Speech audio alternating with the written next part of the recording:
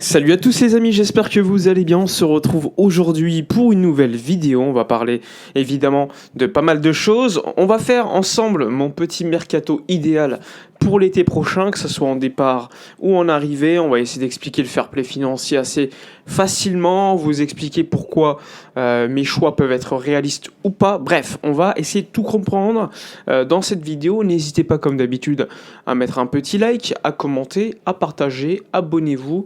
Mettez un boost à la vidéo afin de pouvoir participer à un référencement meilleur sur la plateforme. Bref, je vous remercie par avance. On va débuter. Évidemment, vous le savez, le FC Barcelone l'été prochain compte être actif sur le marché des transferts après une probable Liga qui on se dirige vers un nouveau titre du côté du Barça, et également une Supercopa de España, donc 2 titres après une saison où le Barça l'année dernière en avait gagné 3 sur la scène nationale. Il avait manqué la Ligue des Champions, on avait échoué en demi cette saison en quart. Disons que l'équipe est quand même moins flamboyante que l'année dernière, même si, en termes de points en Liga, elle est beaucoup plus intéressante. Mais on n'est pas dupe, on sait que l'équipe est moins forte. Alors, il va falloir passer à un niveau supérieur du côté de Deco et de la direction sportive. Alors, imaginons que moi je sois Deco et que je travaille pour le Barça. Déjà, il faut savoir que le FC Barcelone, avant de commencer, comme tous les autres clubs espagnols, est soumis à ce qu'on appelle le fair play financier de la Liga. C'est-à-dire qu'on te donne chaque année une limite salariale, une masse salariale. Tu ne dois pas dépasser cette limite salariale par ta masse salariale. C'est-à-dire que si tu as une limite salariale de 500 millions d'euros, et ben ta masse salariale, qui est composée de salaire annuel, amortissement annuel et des primes, ne peut pas dépasser cette somme. Donc c'est important de le préciser, et c'est pour ça que dès lors que tu respectes cette règle, tu es à la règle du 1 pour 1. C'est-à-dire que chaque euro économisé, eh bien, tu peux le dépenser. Si tu ne respectes pas cette règle, tu es restreint. Tu peux recruter, mais de manière beaucoup moins intéressante. C'est-à-dire que pour 1 euro économisé, tu pourras en dépenser, allez, peut-être 20 centimes. C'est pour ça que c'est beaucoup plus intéressant d'atteindre la règle du 1 pour 1. Et pour atteindre cette règle, qu'est-ce qu'il faut faire ? Il faut des revenus élevés, beaucoup plus que les dépenses, et avoir, on va dire, une économie plutôt saine. C'est pour ça que le Barça, depuis déjà quelques saisons, est plutôt restreint. Là, le stade est en train d'être en pleine reconstruction et quasiment, allez, pas terminé, mais il reste une bonne saison avant qu'il soit en plein régime.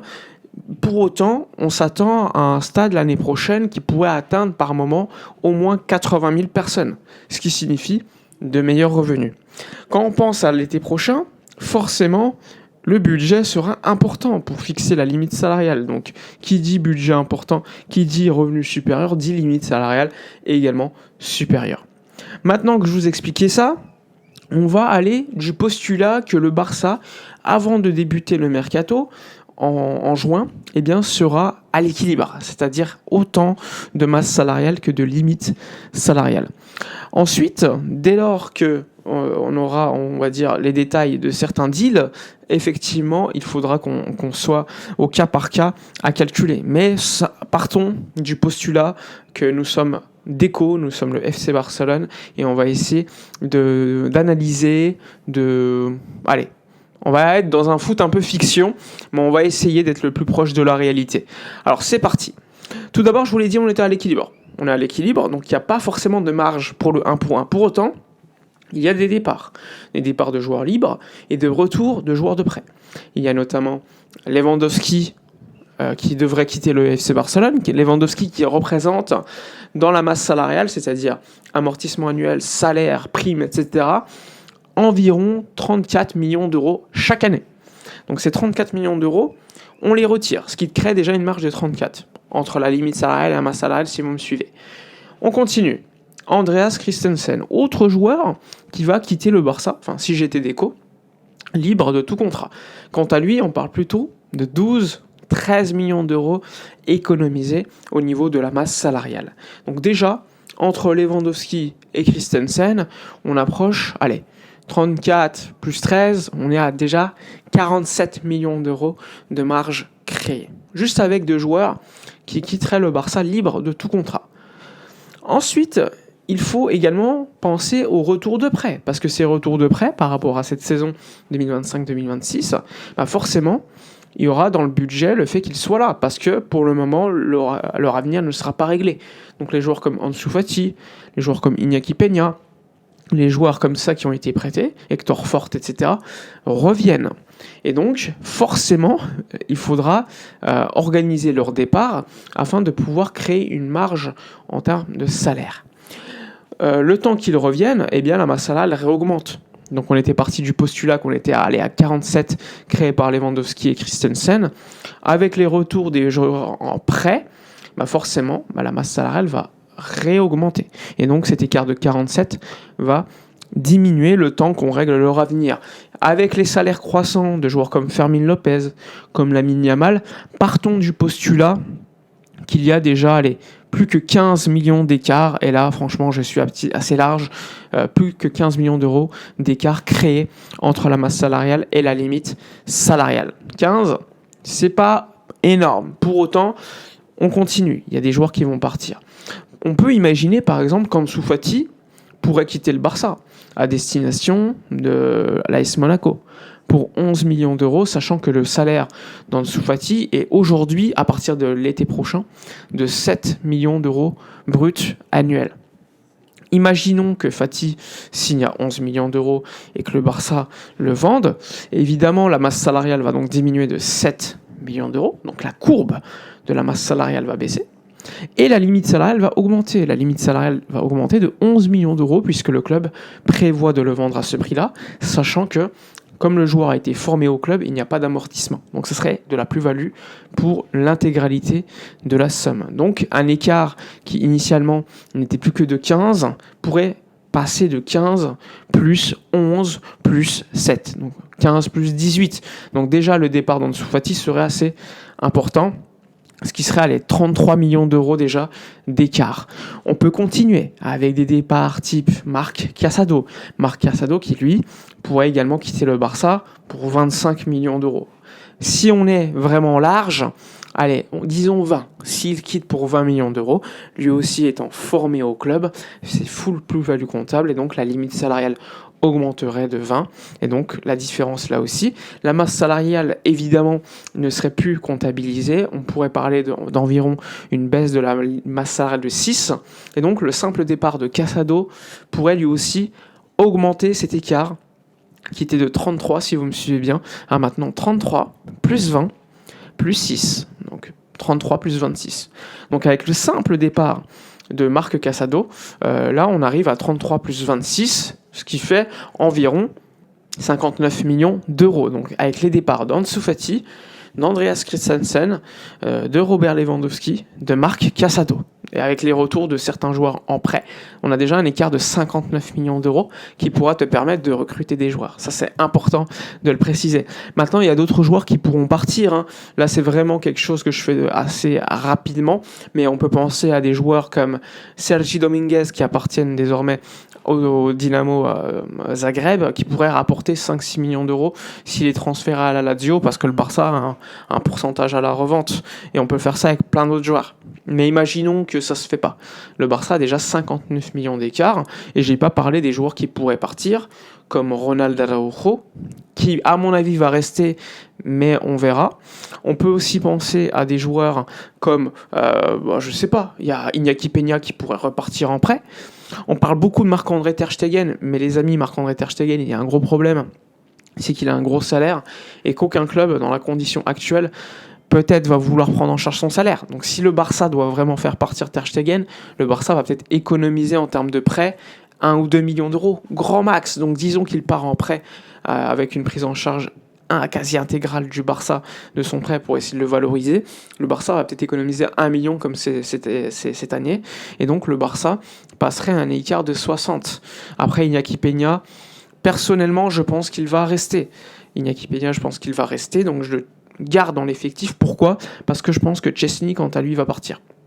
Chesney, je ne le comptabilise pas parce que le FC Barcelone doit verser l'intégralité de son salaire s'il met fin à son contrat cet été. Donc considérons que ça sera le cas parce que Lewandowski part, parce que je ne pense pas que les deux, à mon avis, sont liés. S'il y en a un qui part, l'autre partira aussi. Donc partons du postulat que Chesney partira aussi avec Robert Lewandowski. Alors je vous l'ai dit, on est déjà à 60 millions d'euros d'écart entre la limite salariale et la masse salariale. Maintenant qu'on a dit ça, il y aura peut-être d'autres départs qui pourront se faire, mais partons du postulat qu'il n'y en a pas pour le moment. Donc 60 millions d'euros d'écart, maintenant on va recruter. Maintenant il faut aller recruter. Un joueur comme Alessandro Bastoni, admettons qu'il coûte 60 millions d'euros. Il faut diviser les 60 par les années de contrat, 5. Donc ça fait environ 60 divisé par 5. Allez, ça fait à peu près, si je ne me trompe pas, si je ne suis pas trop bête, 36 millions d'euros qu'il te resterait. 36 millions d'euros qu'il faut encore utiliser pour recruter un latéral gauche, puisque Joao Cancelo est de retour en prêt direction à Al-Hilal. Il faut aussi un ailier gauche, Rashford étant parti. Il faut aussi un numéro 9, donc toutes ces décisions doivent être prises en compte et être effectuées de manière assez intelligente. Partons du postulat que maintenant il faut aller recruter un 9. Un 9, disons que le Barça réussit à convaincre l'Atlético de Madrid, par un gros miracle, d'acheter Julián Álvarez pour 100 millions d'euros. Alors pour 100 millions d'euros, on doit lui offrir un contrat de 5 ans. Ça fait évidemment énormément d'argent, et partons du postulat que son salaire est de 16 brut, sachant qu'il pourra évoluer et être croissant chaque année. Mais partons de ce postulat. Eh bien, 100 millions d'euros divisé par 5, les années de contrat, ça fait 20. Si tu ajoutes le salaire de 16 brut, eh bien, ça fait 36. Donc, avec tous les départs que tu as faits, tu peux recruter Julián Álvarez. Évidemment, là on part du postulat où au départ le FC Barcelone est à l'équilibre limite salariale, masse salariale, et évidemment donc à la règle du 1 pour 1. Mais si vous êtes bien intelligent, vous avez bien compris qu'on a d'abord fait des départs pour le faire. Et donc, si vous le comprenez bien, tout notre écart est parti en fumée, mais on a recruté Bastoni et Julián Álvarez. Évidemment, là, on part du postulat que l'Atlético et l'Inter acceptent nos propositions de 100 millions d'euros et de 60. Dans ce cas-là, eh bien, le FC Barcelone se retrouve dans une situation où il a recruté Bastoni et Julián Álvarez. Il a fait les départs de Marc Casado, les départs d'Ansu Fati, Lewandowski, Christensen libre de tout contrat, sans oublier Marc-André Ter Stegen en prêt ou encore Chesney. On arrive à cet équilibre, à cette situation-là. Maintenant, notre problématique, elle est claire. On a besoin encore d'un ailier gauche et d'un latéral gauche. Concernant Joao Cancelo, l'objectif c'est de dépenser 5 millions d'euros grand max auprès de Al-Hilal et de lui offrir un salaire, on va dire, de 8 millions d'euros brut annuel maximum.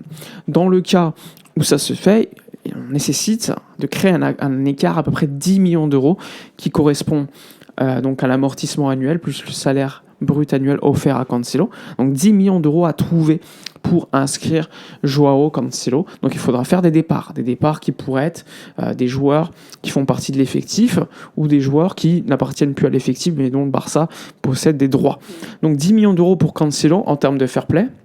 Et ensuite, tu as l'ailier gauche qui, vu les dépenses qu'on a déjà faites, sera forcément un joueur, on va dire, à un coût moindre, c'est-à-dire un joueur qui coûte pas très cher, un jeune joueur. Je pense pas qu'on ira au-delà des 15 millions d'euros de fair play. Donc là, j'ai pas de noms qui sortent. Honnêtement, c'est très difficile. On entend beaucoup parler de certains noms comme Yann Virgili qui était au Barça l'année dernière. Moi, ça me paraît light, mais je sais que le Barça est incapable aujourd'hui, vu les calculs qu'on est en train de vous faire là, de pouvoir acheter un joueur à 100 millions d'euros. C'est pour ça que j'entends les Young Diomandé, etc. Mettons ça de côté. Ça peut être une alternative que dans le cas où tu réussis pas à recruter un neuf. Et encore, je pense que le neuf aujourd'hui, c'est quand même super important.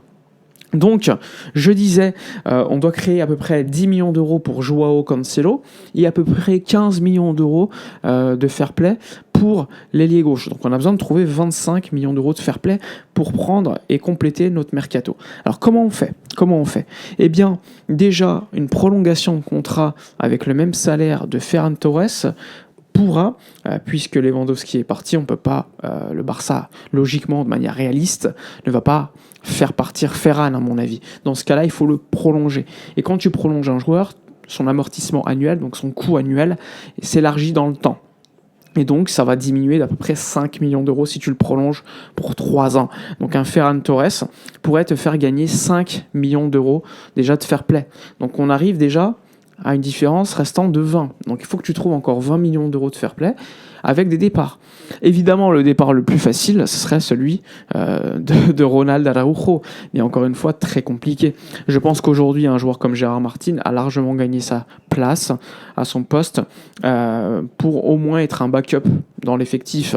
On peut aussi parler des Baldé, des Jules Koundé, qui aujourd'hui sont dans une situation très compliquée, mais qui vraisemblablement, le Barça ne vendra pas tant qu'il n'y aura pas une offre super élevée. Et je doute qu'il y en aura une cet été. Donc il faut toujours trouver cet écart de 20 millions d'euros pour recruter, je le rappelle, notre ailier gauche et notre latéral gauche. Donc là, il faut rentrer dans des, on va dire, des situations où tu vas devoir vendre un ou deux joueurs peut-être dans l'effectif actuellement.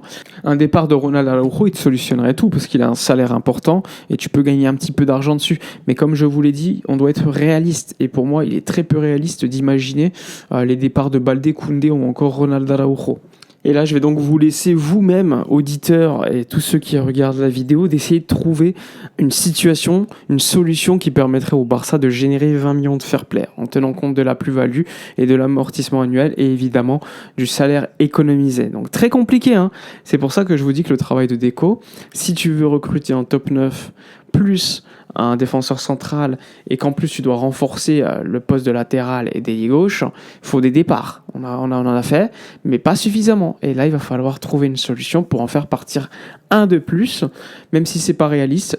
Celui que je sacrifierais personnellement, ce serait Ronald Araujo. Donc voilà, dites-moi dans les commentaires, ce que vous en pensez de mon mercato. Et évidemment, je le rappelle, on part du postulat qu'il y a une règle au départ du mercato, limite salaire et masse salaire équilibré, qu'on part évidemment donc de la règle du 1 pour 1, et surtout on part du postulat que tantôt l'Inter et l'Atlético accepteraient nos offres. Dans le cas où ils refusent nos offres, que ce soit en termes de prix ou tout simplement de vendre le joueur, ça vous a quand même permis de voir à peu près quelle est la marge dans le mercato que le Barça aura l'été prochain.